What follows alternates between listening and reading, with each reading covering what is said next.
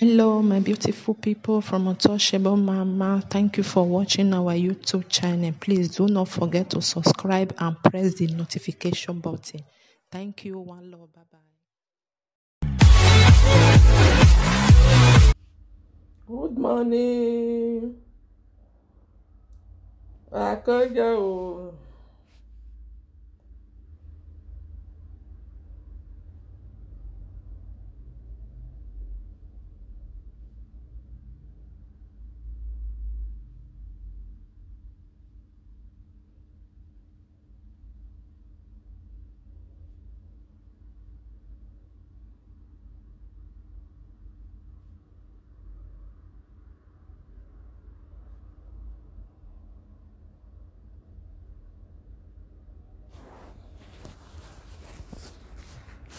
Akojo, la wa invite yare o. Hay un orangután en mi cuarto y no sé qué puedo hacer.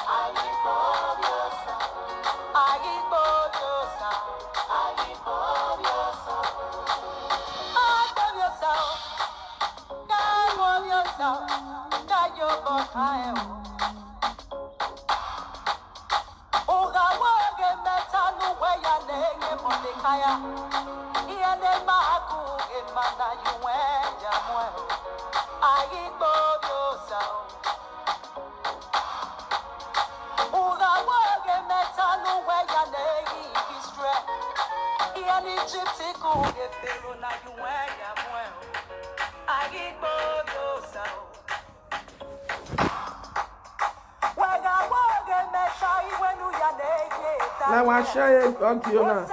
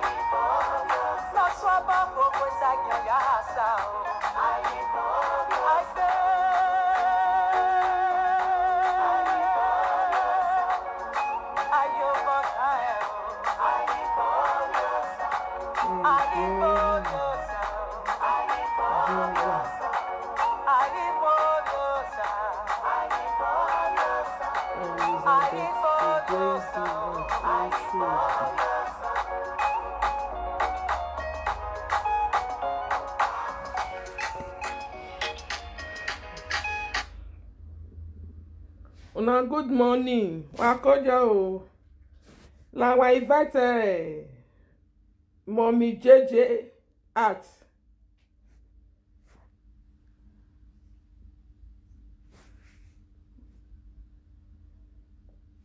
Because on a video no who know there. E ma pa no call if you where you can call a jerry and gbele kian e.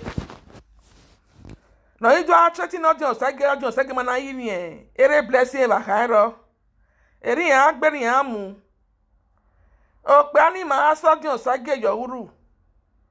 Who da eyan play blessing.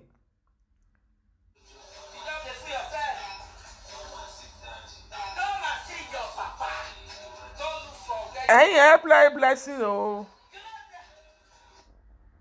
So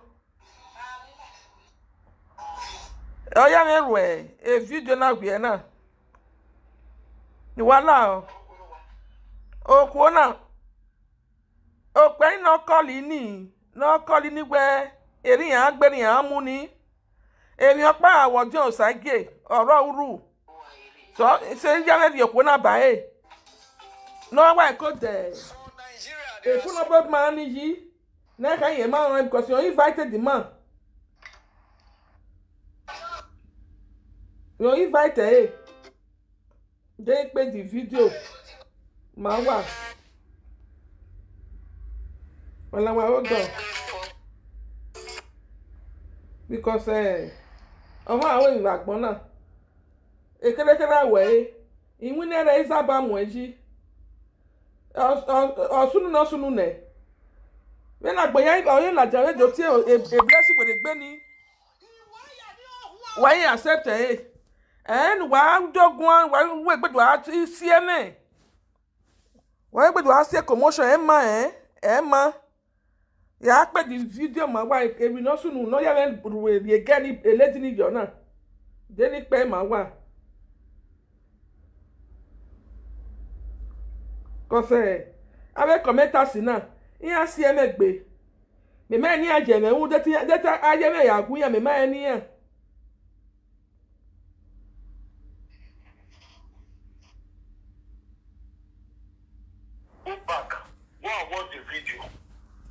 It's not you as the presenter, this my sister. They are not supposed to be asking you a question. Let them go.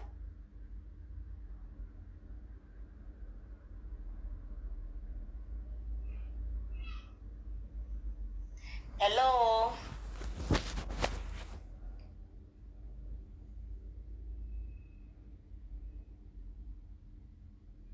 This country. Germany. Germany. Yes. Are you, which native are you? Which native? I'm from Edo State.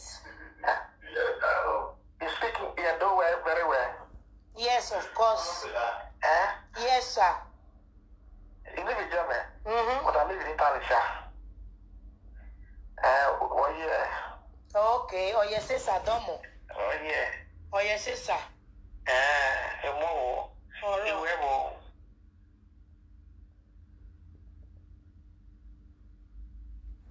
Yeah, man. Okay, sir. All right. Bye-bye. Hi. Which guy? God. When I call to contribute now, another thing that they call for.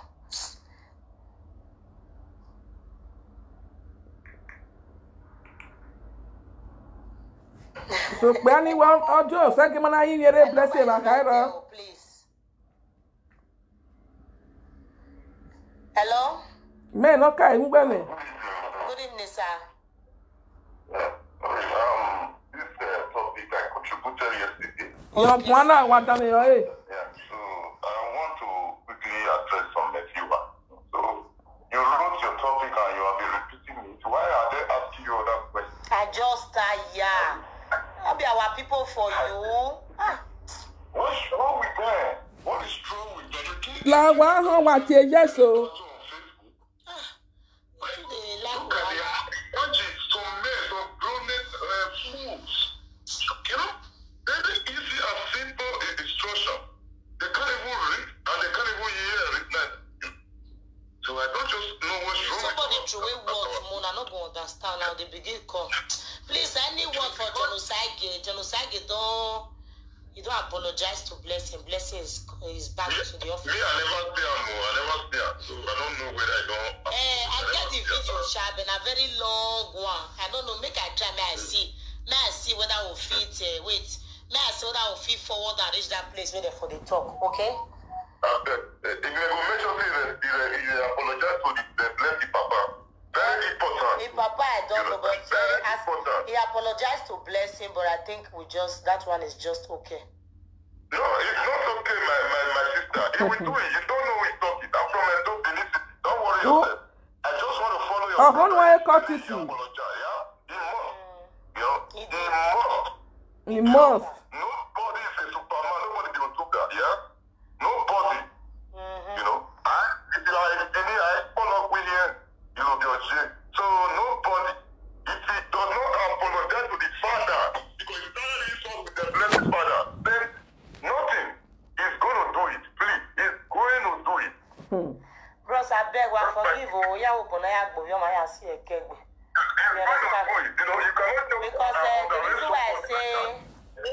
the reason why I say make una forgive be say at least Blessing still need the job. You understand? She need it. My dear, if Blessing needs the job, I heard that the money is 10,000 something. 10,000, no wonder not going to pay. You understand me? So that is, we are not talking about the job. You cannot kill me because I'm working for you. Not possible. It's not How are you taking it? kill me because I'm working for you. Who are you? The chef or the boss or whatever? You know? So the anointing of over this matter, the God family, they fail to address the matter the way it's supposed to be addressed. So that's where Osage get problem personally. Yeah. That is the only place he got problem personally. Until the support that begin, preaching the right thing any moment from now. That's the only way it's going to because some of the supporters, they are not saying the real truth. They are afraid of the truth. Who does that? So Osage must go and beg. Whatever it is, I don't care about comment or the wrong comment. I don't care about that. You should go and beg the poor innocent girl. They don't do that. And he will make a live video with the girl, apologize to the girl. Everybody will see that girl. He made a mistake. That is where he insulted the girl. That's what we want. Not a Blessing forgiving. We don't want that. If Blessing can forgive, the people out there who will not forgive. To hell with you. There are many of us, we are a boss, we are a chef, We don't do like that. Brother, I beg, more forgive our brother. More forgive the fact say he's still doing a good job. Like me, I don't really get because why I talk my brother, why I talk about say we should forgive him. The reason why, because Osage too, they still they try for some people. Not only you, I thank all the people who still they support too. When they still there on, you understand? So at the same time, say we are human. No one is above mistake. Now or soon don't happen. There's nothing we can do. So he still apologized to the guy publicly, just the way he disgraced the girl. And to me, I feel it's just okay. Yeah, because dragging the matter go to the area, say me go apologize to the father. It go hard, my brother. We accept forgive I think we too. Yeah, I know. They don't you when they get not ideal. Problem be wrong, my brother. Problem be wrong. Yeah, you understand the way, brother. You understand.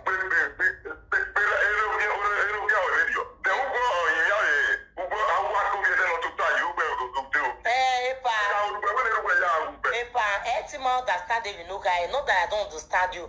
But the thing is that no sooner that go or yeah we forgive. So that's it. Okay, we're contacted any place. No, I watched the video. Wait, okay, but I watched the video. If she was there, if she not forgive, she not go there with Osage. She forgive. Wait, bros. I try to forward the video reach there. Show na beg. Please. That's very important. See whether I will still get the video. See this yeah man. This useless man we no know where they pay now.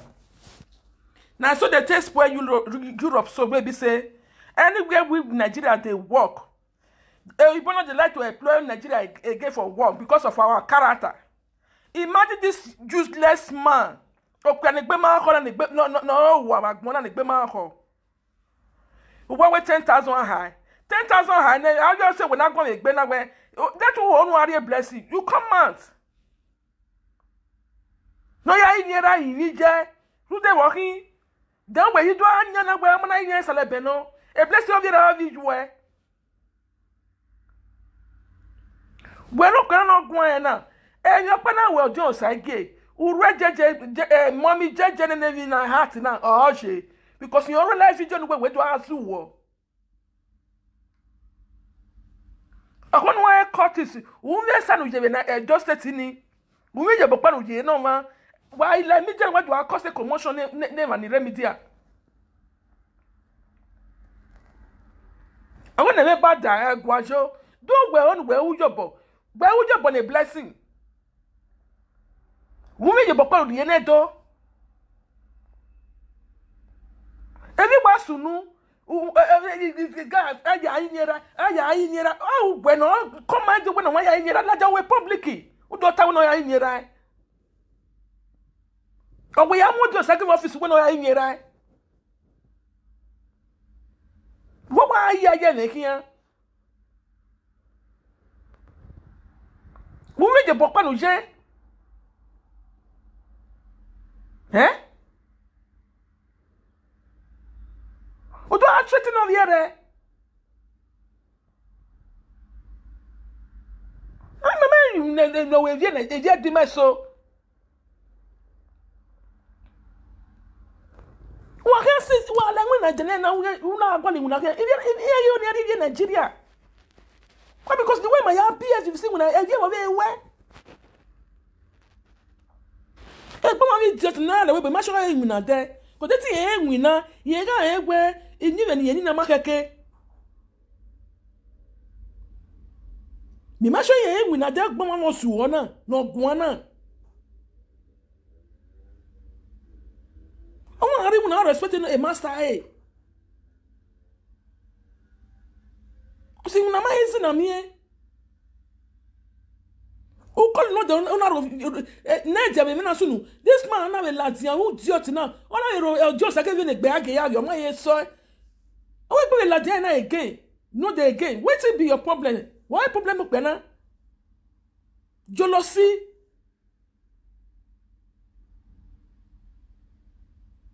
Eh? Agora van go gi aswa wa dolo. But oh why you why me won just say okay wa fi agbon yo talk. O ma la dan wa ma do yin blessing e va khairo.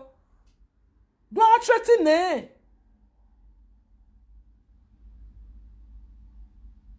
How where? Anything do or just like it dey your neck. Anything do or just like it dey your hand. And your partner will just like it or wobo. So jeje mommy jeje ne na heart na. Why? Cause them e no back but no call you na.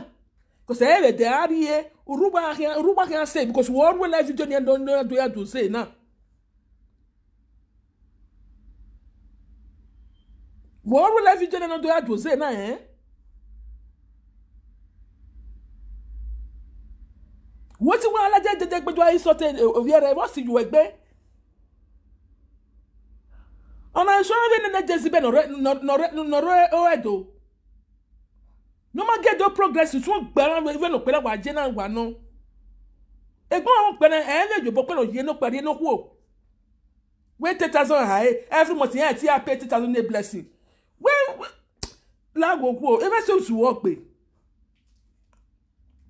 We no be boy no be my heart here make no kere. E mumu we ki wo mumu we wa ki. Who then 10,000 when I go gadi. Who have every month 50,000 get? Who got Tony? 10,000 I go make be high. Who ki?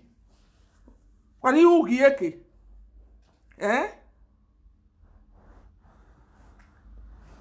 You not good now.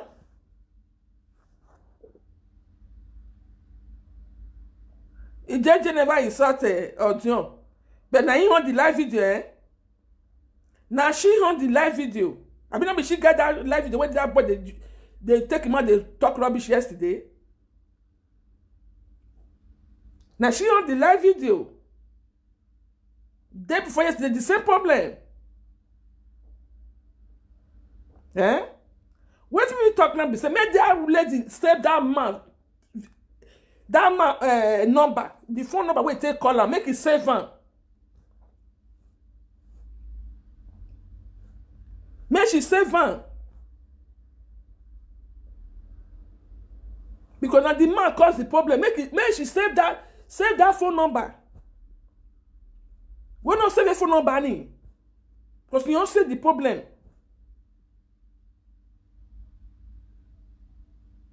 Wow.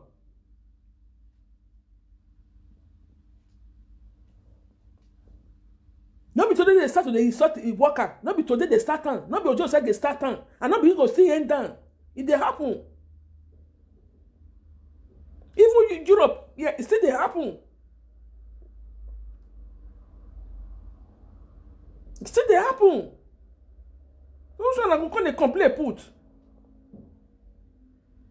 So as they talk about rich now, since the boy say not rich now like that, wait till you want God make it go do one.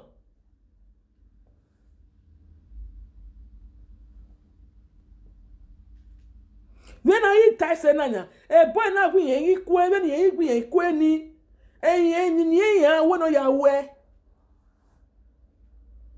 Wono ya we. Because one done the man, we man no wa gona one done. That man are evil. Not be better person. He not the fee for what is they call this guy? What would you name a blessing? The man not the fee for her. He want just talk rubbish. And it be like say the man fair get he want face sort of just like gay. Not be saying another thing. So make it respect himself. The matter not concern now. The guy with the matter concern, that one don't move on with his life. You don't be one commenters who cause on that problem. Make the man arrange himself, eh? If anything do or do side gay, he did that man hand, he did mommy JJ hand. Because now two of them, now she on live video, where that man come to the craze. Now she on now where the man come to the craze for his live video. So make she save that man number. I see they talk, make she save him. Because the way the man they talk yesterday, it be like say he get what he get from mind for audio Osaige. He get what he get from mind. Get what he get from mind for audio Osaige. So make him respect himself. Make a enter Mofiuji. That Ogionba. Mofiuji. I bet when I send this message to Mofiuji.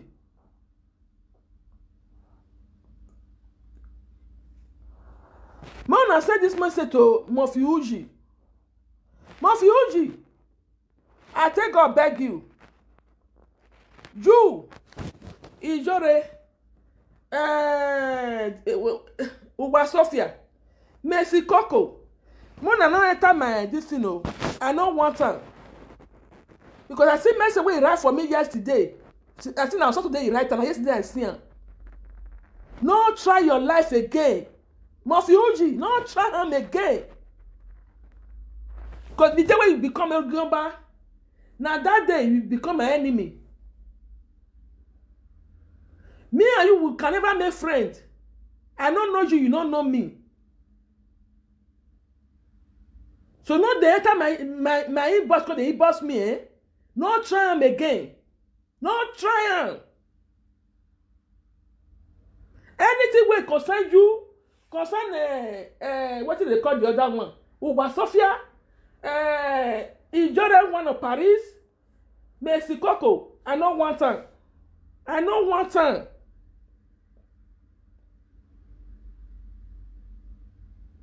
Make una no he boss me o. Mo fi uja I take he do evening ala wo. Wa ga he boss me, wa e try gbe ni gume. I don't want time. I don't want time, man. Now beg I come beg you.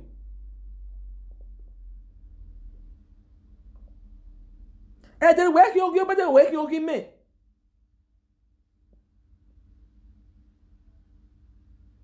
And then where you give me?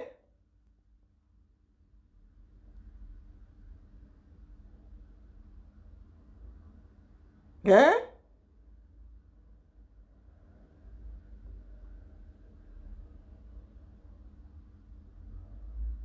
I don't want to. I go back to boy. Because all you about where you no try him again. Enter my inbox, come inbox me, eh? No try him, monkey face. No try him. No try him, eh? What here we down, man? Betty me we down, man. Money there.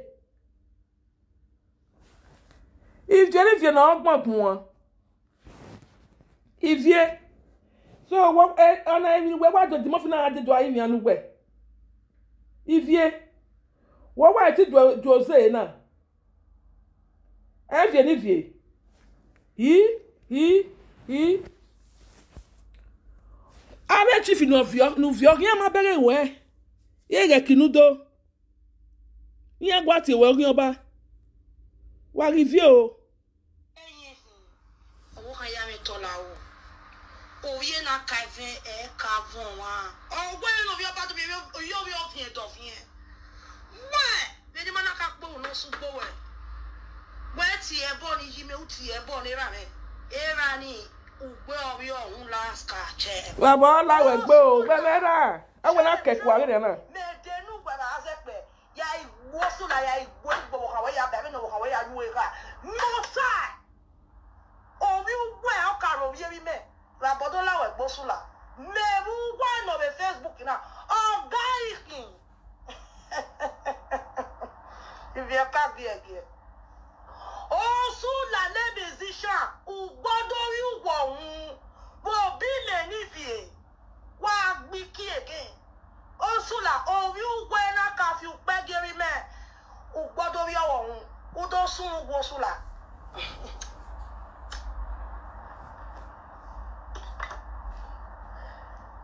ima po no su gbowo e iwa ya ni ohun Osu la Adesuwa was my friend.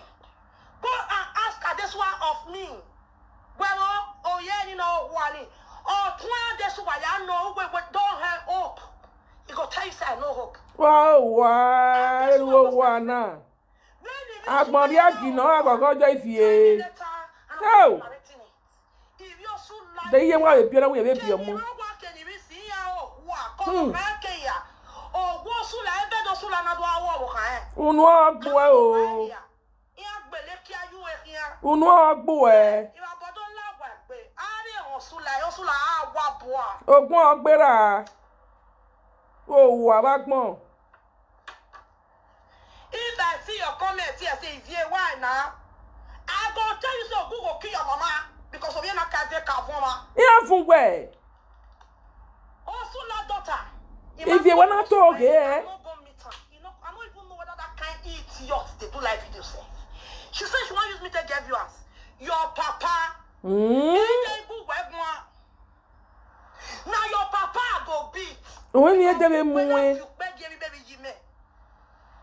if you ever like he better no man any me bugwe utwon igbe me no we are who are when I saw the live video where don't tell me that oh Frank Victor bros I beg you know say I like you well I beg bros joke bro for this matter I didn't know the one video was so like piquete they shot my papa oh okay also la no who are ni ya o ware obo ya de kola e kola fi mana o e ya biele na e ya ni babo le he ya gbe bagbon iri osu la here beni e ya o wa me denu gwara le ta baba mo ifie no me soa ifie no ga uga ya o we uga ya o me i ya fi oko we uga Kiwela's Kacheko. I get all Sula history for my hand. All you was history, all you useless and wayward children history. I'm going to bring it out. And this one is a Bashago Tony Pressy. Me. Because when I'm here, you. Oh, Sula, no mammy and egg, no man, cocoa, more done or bieleful. Oh, Sula, nation true. Oh, your Sula, or you work as you beg every man. When I not talk was Sula, or no better with Wasula. More time last Kacheko. Niba bola Sula be, if ye be, if your Sula no man egg, if your Sula wa agua la tapa no yoji. Oh, your Sula, Eya, who are Jackie Sula, no, Jackie Sula was my little boy. Jackie Sula was my little boy. Jackie Sula started. Go and ask. Go ask, I go die. Ask, I go save. Ask Kissy Miyaki. Jackie Sula was my boy for Tony Press that year. Are you okay? And then this one now fear the Kundele Makosa night in the Tony Press. Me. Oh, you went to Jimesia. Oh, go Bosula last catcher. Amata. Do they matter? Good as kill you. Hey. If you. What I think you're here about them when you were there now. Also, now, where my boy. And la video back history of where so like ya pano where if you go when you know my money like no ya gbese troni ya gbeju egbe you wa lawo egbosula ogun ogbo e me o we ka do ti ebo ne me no ga ya gbo igbo we igbe wa ya kope e mo no wo anu biele ari gbe agia no vio yo wa no ti o se no ti o wo abala wa ya gbe. Imi have a secret well at you. Emmanuel, we get color at Tony. Emmanuel, we get color at Webo. We get color at one big Webo. And what's that? Oh, the Italian went here. How went here? Color they keep your cat, they go here, pipe, pop. Oh, Sula, Ibabodola, Budosun, Wosula. Mewade, this is introduction video. And what's that? And tell them I'm coming. This is me, if you need to know my swag. I don't give a damn about you. What tear born around me? Here the go won't wait. Yeah, thank God, down Sula. Up me one win a man at Bevani. So I boom already win a man at Benock. And what I is here with you and your useless and wayward family. Baba Law Bosula, go on boy. Oh, you went to your bonny men. Where? Also, la nation true. Waya mo ivye Ugaya ome ya owe waya fiokome ya fiokowe. Share this video. Let this video go on YouTube. Okay. If they go YouTube direct, oh Sula ya Bosula ya igbo mi na ivye kuweni. Ivye ku Sula ne sivani no ye na kakalo deni. Oh Sula no ye na wo uzo no fiebe. Oye mi tan. Ivye ya owu ayo ao. If you are takbara pano yoji siero, ni you elabo. Family also like you also like there's nothing to write on about them. Iya ohuwa, Jackie Sula no, Kola no, Adesuwa no, Rano Kwana no, ohuwa. If you Sula, Morocco era iya, Osula be Morocco iya be Morocco. If you Sula iya ko, iya de ba iya wo bo kan iya. Igene, Kola is a wo bo Sula, bo kera no gbogema. O is a we. Uwa agwo kwera bola wagbe. Uwa ayun waso. The couple no. Meno, a picture me Facebook wa bi anu da abo. Oponi are tamu wa wo hona. Wa wa ko sia e. Me. Don't try me obey you here ya tola. Uwa fi gbegu e imuera la ji gbera. Osula iba bola wegbe. Wa agwo osula. Sula idenu e. Iwo gun ogbo Sula again. Iwo gun ogbo egbe again Sula. Ide eni je kola avie alaji. Eni je kola no please no ye na wede no wo.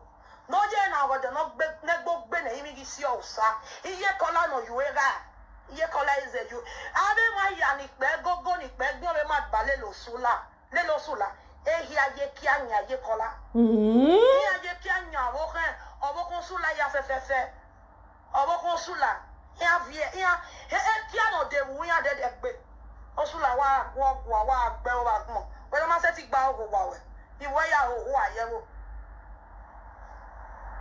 iwe ya o wa ma se ti gba o re gba ma wi wu ama wo o kan na do o re be di we o ko sula ya e be de o na ya we na sula be de for the fear call o sula mi babo ala we if you wa ti ki o gen ba se mo yi we re na obi we fi gbe gi me gba wa ya kian sula uju won mo inu ara aya temu osula irabo lawe gbe again last ka check aya wa kian se pe introduction video share this video because I'm coming soon and I'm going to deal with Osula and his family and una go hear the dirty secret of Osula and his stupid wayward children and wayward ashawo wives. They know why you are wiki wa me baba lawe gbe Edo. Is your white work your bus and where you will in Rana? A video, because he may home away is yellow Yosula. Any my Osula. No, they made me the audio na way is your white to a banana. If you are banana, when I kick quiet, the anna. Una di ogore no say we anywhere koku we say Ivy is anywhere koku we say David me kani una na karoviera o ma roviera vie ko se vie tell me e ni e una na so nu gbe me ma me kere na tie bo ne rugbe we am ye mu la je vie kene gana na roviera rugbe a wo si wo me na vie we na ka ve evoma okay willy fred vi just you egbe mi anwe una mo pichije una mu la de media we ti je ni je gere lera o ku je wodo abi adu ka evie se me wa be glezi na if you want ti wa o wa ere na yeah. Why you make banana there?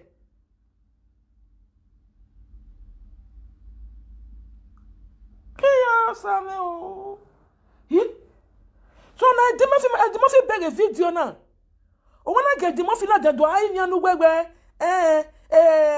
nyoka gui. Don't want of ye gui o is sort of ye. No ye gbera no ye give ye o ye ge era because one money work at your bomb on a lady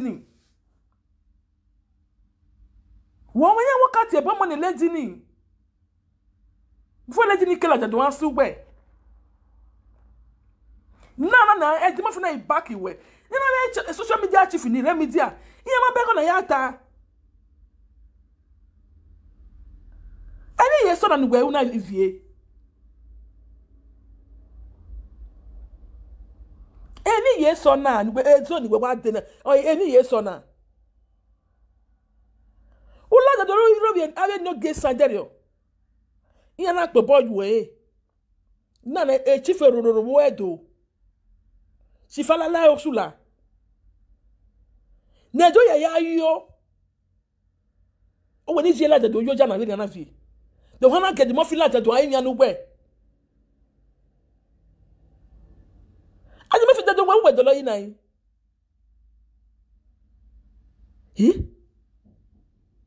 wo se ni vie wa do na to wona gbe ka we do yin ni vie vie ni wa re ni e ba list o ki o ba because o ki o ba vie kin because this one is too much.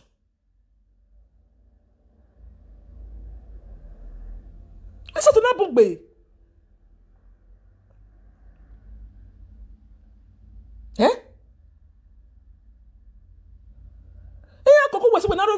biere. Weka uka wa gbiye nyan pe no se no bieru we.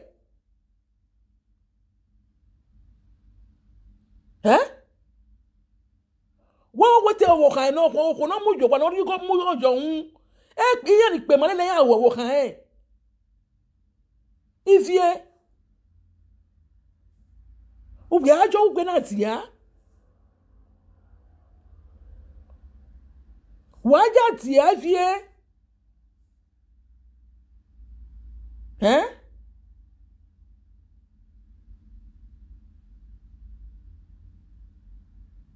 Waja ugbe na ti ya.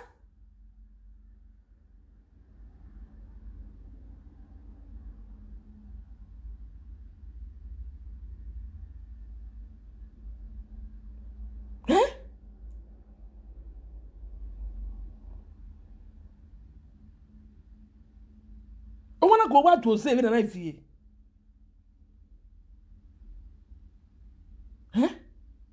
Ya be na na gbe ma ko la mi ta wo ba tie ege o ba mete. Aye ke ya gbin akun iya ko mo ni okun ba no. Be ti e ke kan ma mi audio na o.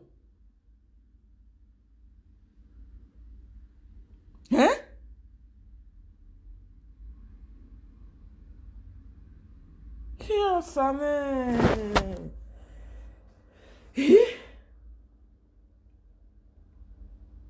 Enema ifie. Enema. We want social media nia we. I say no we kinia. I be mo pa no ti gbe. Ami aro pa no ti rovie. But ota hole. Ota hole fie. Ota hole. Ovie eri ma oso na gwegun, go wie egun. Rovie no kon we. Eni wa ke ma po wa pe gira mi je wo wa. Ya ti eni na oge ya ayin ya we tu gun o titi. No na ku sort.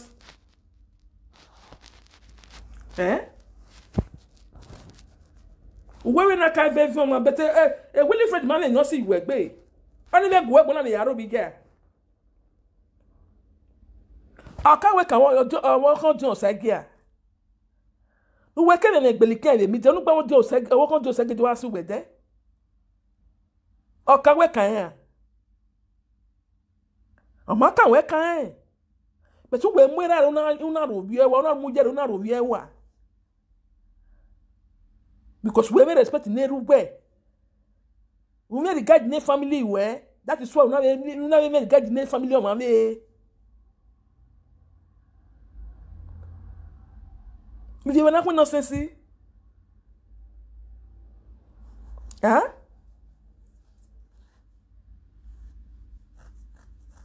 We wanna go what to say, Nana.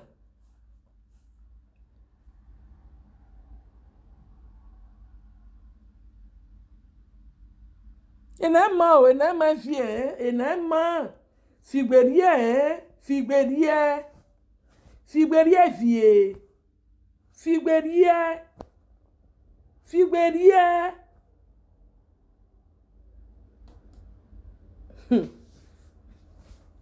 Figberie fie. Na ya na ni wajene na o. Wa ya we say everybody vie. What is the problem? Stop people matter on social media. Who is this fool? Will you get out from here? Did I invite you? James, I will block you now. Get out from here. Nonsense. Idiot. Now stop people matter. Me, I call you for here. Why you not go tell if you make it not the respect, not make it not the insult is senior? Yeah? You're supposed to tell if you say no insult your senior again. Who be this bastard where they put red head? If you like me to hide the red, not concern me. I will tell the truth.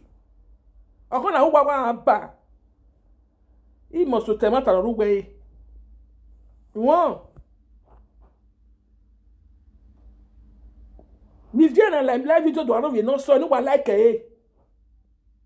Wa po bojo eh. Eh? Who like on la vidéo de Waro, non so no like eh. If they gbe no re ka gbe no yudo. Ere atitia. Wọ́n kò wọ́n ká máa wúni rẹ̀ náà ní na magba. Do I commit nonsense today, man? You're supposed to tell us what you do no good. Why can't wọ́n ká máa èmi náà ní wúni rẹ̀ náà ní na magba? If they're not right ọ̀pá. Àbí wọ́n ká wọ́n máa mi fi ọjọ́ náà wú ni.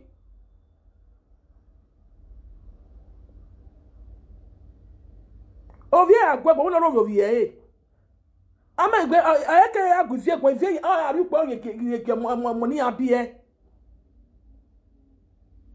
because ye filo ye ko ye ma evaluate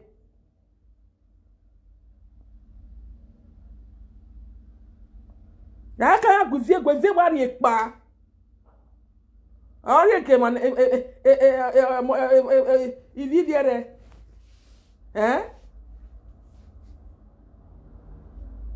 Wa side eh. Wa support eh.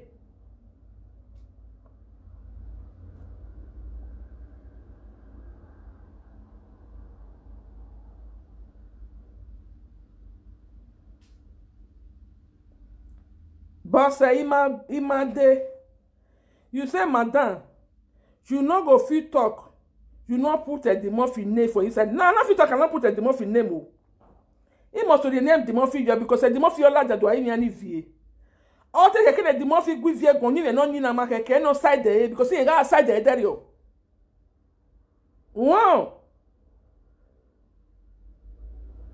Okay cannot work we because one way I will be vie una ti ogion ba.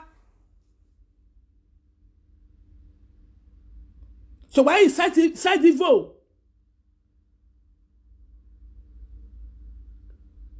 I the Murphy any must to la way. Because you are number one no cause a problem in ana. Very view na ni o kini rebe ogion ba any do any ane. Or when I would need just something for federal. And gbegwe.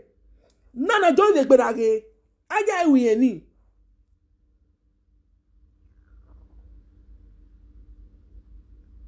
El mo fina ila live video do ayini ane. Why? Ewa ya ni ati oge ba ni ma we gbe ivie wu na. Wa ga gbede na atemata, wa atemata ye ni.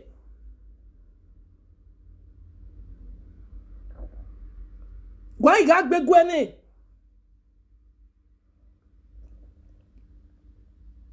E kini ivie do na mo ro pe no ewe gbo eru gbe. You want to know where you go? If you are still like that, where get a car of your ear, a little car of your ear, to the fair bojo.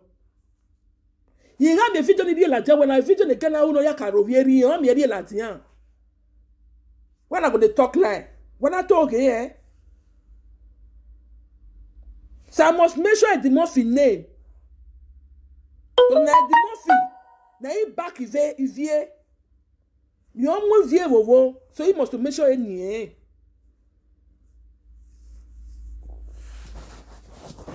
Because the man of the do what media, me may beg a. Me may beg a.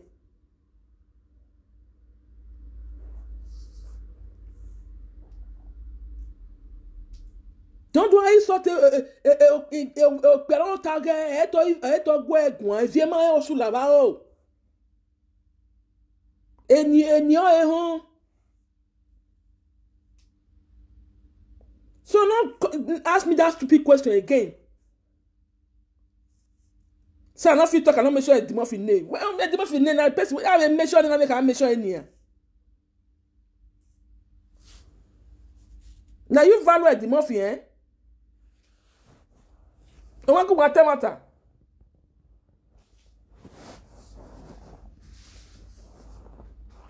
Now go see truth. You want to go tie. This when this is here do so. Don't have no how get where what your way. I want don't want no how get try no system no una. There's more finna back here now. Don't know how get try. I'm not gonna mention the Dimorphy name because now he back on. So I feel mention his name, eh?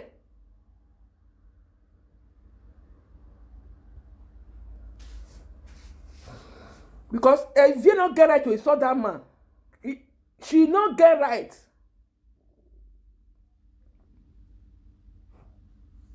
All this go on with them where they don't know themselves, so they not see this video. You know my video now. It go on with them. You know the question is here. What could every man another? Huh?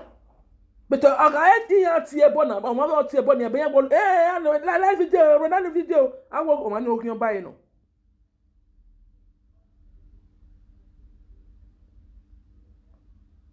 I work on buy no. Dimorphy if you don't work market of your pair of your coconut right day. Or my soy, and I want me no key. A chiefy, I eat big. Oh, go pay a coffee. What for boy? I'm not gonna make sure Dimorphy name. From Dimorphy mess if as they decide and I make me make sure Dimorphy name, not supposed to cite the VA.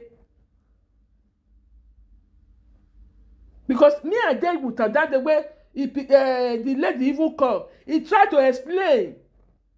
See what it caused the problem. But the Dimorphy not give a ear. You not give this guy ear, you not give a chance to explain. But she Dimorphy give the again ne video ya tell emoja. Eh? No ni why as we no do side gay. Why work on just I don't why make the video. You not see the video? Why not go mention the Dimorphy name? Not question me like that again, eh? Not try me again, eh? We bet that one. Because then when my boyfriend Dimorphy, this one here, eh? Because Dimorphy, he get home mede. Kevi tro, he am back if ye no ya of your media, eh? He am back if ye am wo no ya have chief ya. He am back if you know he am wo no ya have I don't know a Jason no Jason. He am back if ye Ejena metona ado rubbish no dona. Won. So a question me o. Na pa me ni wa. Wa kan answer pe wa we say. Bye bye.